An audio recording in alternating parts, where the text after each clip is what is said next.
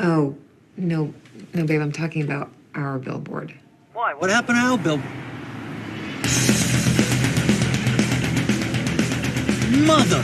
Flameo, viewers! For those of you who don't know, which is probably about 90% of you watching, the first video I made a few months ago was about Willy's Wonderland the game. A side-scrolling beat-em-up. Yes, that is a real thing that exists. Please watch that too if you have time. To say that that was not the right property for a side-scrolling beat-em-up is kind of an understatement. I feel I made that very clear already, though. You want to know what is the perfect property for a side-scrolling beat-em-up, though? The Karate Kid / Cobra Kai franchise. Now, naturally, that'd go hand in hand, right? I mean, you could go the Shifu route, which would have been equally fitting, as long as they got it right, of course. But today we're playing Cobra Kai: The Karate Kid Saga Continues, a side-scrolling beat-em-up by...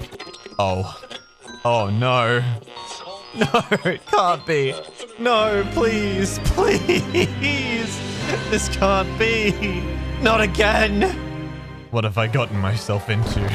Now, obviously, the show is filled to the brim with tension so manufactured and forced, it'd probably make a Ubisoft sweatshop worker shiver in fear. The characters are so constantly on edge, it's like one instance of unwanted eye contact with someone will cross the fine line between a conversation with a stranger in the dentist waiting room and a fight club outbreak, and usually always over drama that would look childish by even home and away's standards. Still, it's great. I love Cobra Kai. I think it's one of my favorite shows. It just manages to be fire for most of its runtime, even with these aspects. As for the game, well, to sum it up, it was really nice of Gamemill and Flux Games to make like Ironheart and put all their terrible ideas into one place where hardly anyone would ever have to see it. Okay, that might be too mean. It's not actually that bad. It's more like they took the approach the Jaden Smith Karate Kid movie took. That is, one that doesn't do much new and exciting stuff, drags on way too long, and lacks a lot of enjoyment without at least Jackie Chan there to carry it. If one thing does carry this game, though, it's the music, because the soundtrack is by the same guys that did the soundtrack for the show. Now, I can't play any of it because it's copyrighted and I ain't out here chasing strikes, but getting the same guys as the show, and there was literally no way to mess it up. Also, William Zabka and Ralph Macchio voiced Johnny and Daniel too, which is awesome. No questions about that. It's a nice touch. Thanks. Hawk and Dimitri are also voiced by their main actors, but every other character gets a different actor. Some are good, some are not so good. None of them are bad enough that they would need to resort to voice acting for Kick-Ass 2 at least. But unfortunately, no matter how good some of them are, you will get tired of hearing their voices well before you're finished with the game. Because if you use your power moves a lot, which is, basically essential if you don't want to struggle, they will shout out the effect every time. Dual threat, Cobra Punch, under sweep, dynamite, Tiger Sweep, Slam Tornado, Ice Ball, Icicle Fury. Oh, you touch my tra-la-la. Dynamite. I didn't want to listen to them do this for 10 minutes, let alone 10 hours, but I did. And was it worth it in the end? Did I experience an immaculate story with an ending worthy of the effort and pain? Well, I'll let you be the judge. Today is your lucky day. The game starts in the principal's office with Dimitri looking a little bit... I mean... Okay.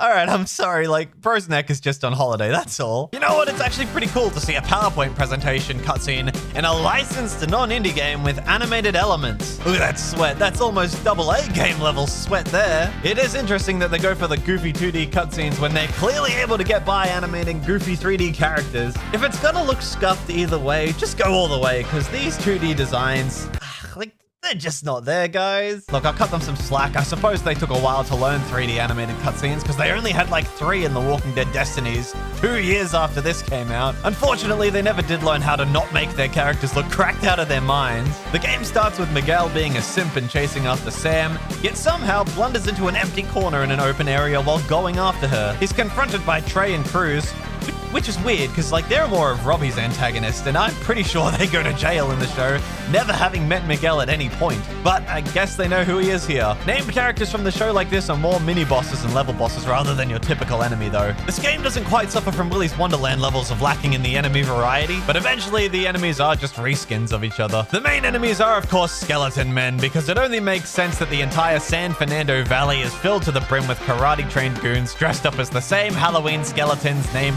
Tim. There are some who call me Tim.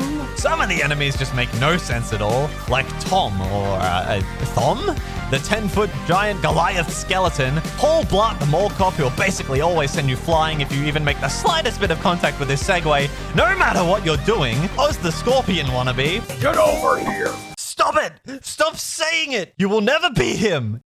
You will never be him. There's Misha, the hippie hipster, wielding a giant sunflower, which never feels like it fits anywhere, but nothing, and I mean nothing, matches up to the same level of hilarity as when Karen the soccer mom becomes an enemy in the game. Now, most times you see her, she just looks like she's minding her own business. Little kids jumping in the background. It's a beautiful day. Just walking along in the middle of her day out, and then she has to call for help because some crazed karate enthusiast from the Fire Nation started trying to send her to the Shadow Realm. Like, what were they thinking?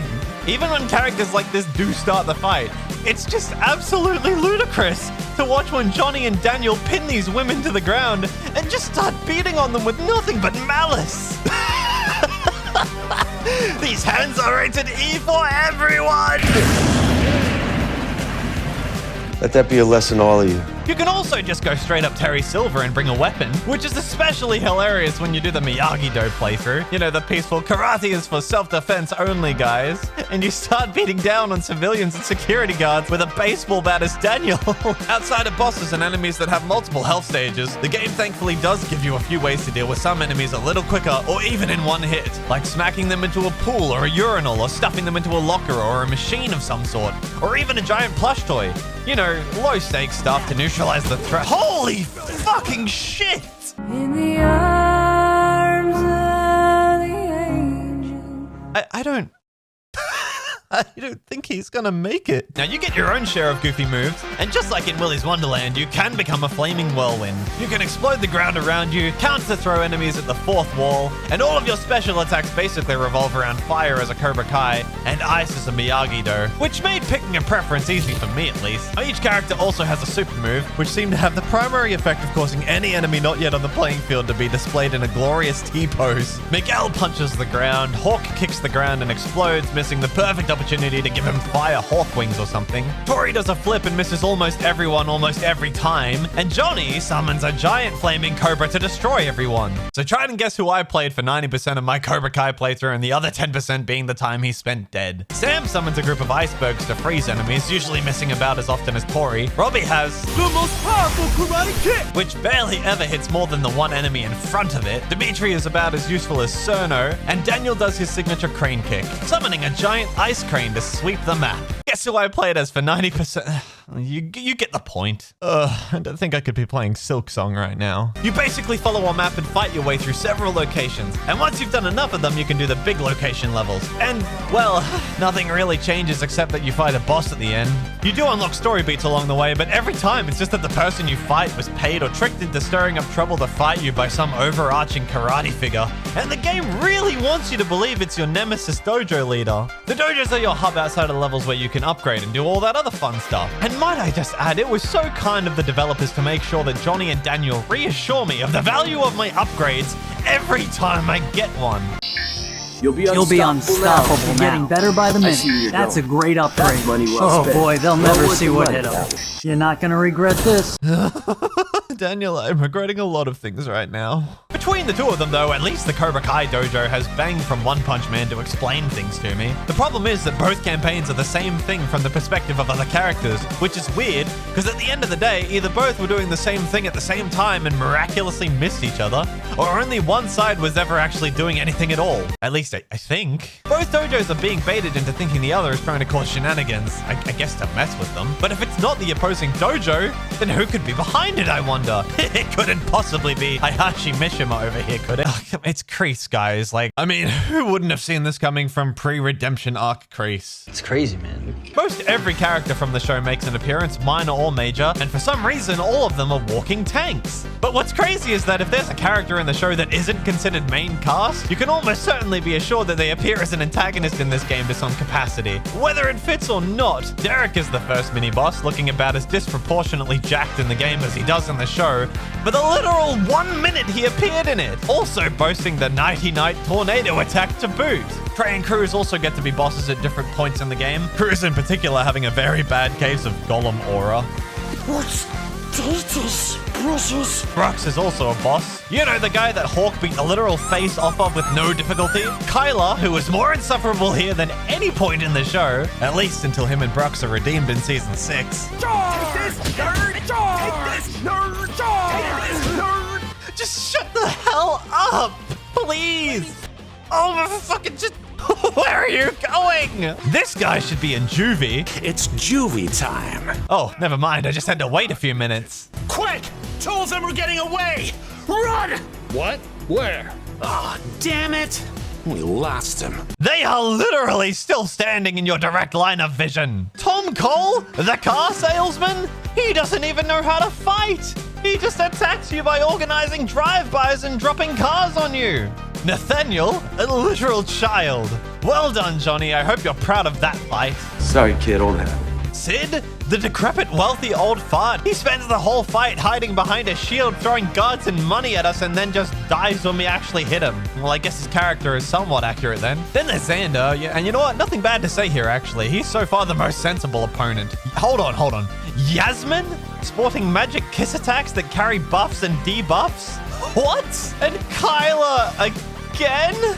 And Yasmin a second time in the same level. And Graham, the British sleazy coward that appeared in the show for maybe 3 minutes, turned Aussie arsonist that's buddy-buddy with Armand. Light my fire! Take that, mate! What the fuck is going on here? Where is he getting all of these Molotovs? And then there's Armand himself. You know, the dude who had to use his nephews to strong-arm people because he's hopeless and built like a toad. Instead of summoning his nephews to deal with you here, he just rolls into you like a goddamn bowling ball. Not to mention the Miyagi-Do characters like Chris, Dimitri, Robbie, and Sam, finishing it all with Daniel himself. But not before a nearly hour-long level where you have to fight almost every boss again, one after the other. Surprisingly, the only character that doesn't show up at all is Aisha. Like, they made this guy a full-fledged boss battle and left her out? Doesn't make sense. Beating either campaign before the other sees Dimitri or Hawk over-exaggerate their story that the opposing sensei was disgraced and run out of town for causing a ruckus. While in both endings, Kreese becomes the head of Cobra Kai and the All-Valley tournament, with the other obviously calling them out on their bullshit. Stop making stuff up. That's like saying the Nazis won the war. Jesus, that's a little out of pocket, isn't it? Look, I know they're your rivals, but this isn't a Twitter war. The true end happens after beating both campaigns and having both characters face off against Jean-Pierre Polnareff here. To say that this absolute gave me a hard time is putting it lightly. There may as well be a Dark Souls boss here. He just spams power moves every few seconds, ignores your power moves and phase shifts around them with his little shadow clone jutsu after images, and makes your life misery. It's near impossible to get a hit on him anytime outside of him stopping to have his little and even when you do piss baby levels of damage. And then eventually, he just learns to take no damage from any attack you use too many times. And that's not even mentioning the fact that if he hits you with Tiger Sweep or Meteor Kick, you'll have about a second to save yourself before it's all over. You gotta block that! The fact that you not only have to slog through the entire game twice to get to this, but then have to go toe-to-toe with the spammiest attacker in video games outside of a Mortal Kombat Pro juggler Zealot just to drag things along even more. It's like trying to lobotomize yourself with a spoon. It's a long, difficult process with no logical steps and no real helpful directions when it gets really hard. You probably won't enjoy most of it, and in the end you just fail a lot of times and have a headache. I'd love to say the ending makes up for it, but it's just a goofy-looking drawing of Daniel and Johnny making up and having a beer. It cuts back to the school office where the principal is about as tired of this shit as I am.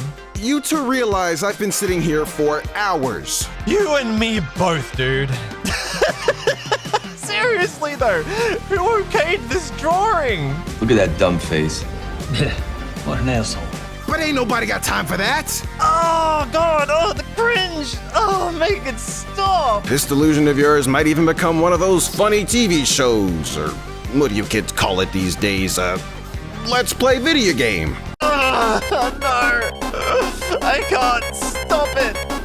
It's too powerful.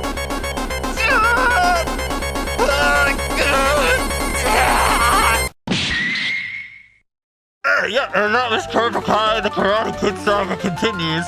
Just overall a big letdown. Hey, thanks for watching. If you enjoyed this video, maybe you'll enjoy my other videos too. Feel free to click one. And if you did enjoy it, maybe hit the like and subscribe to see more in the future. Thank you again for watching.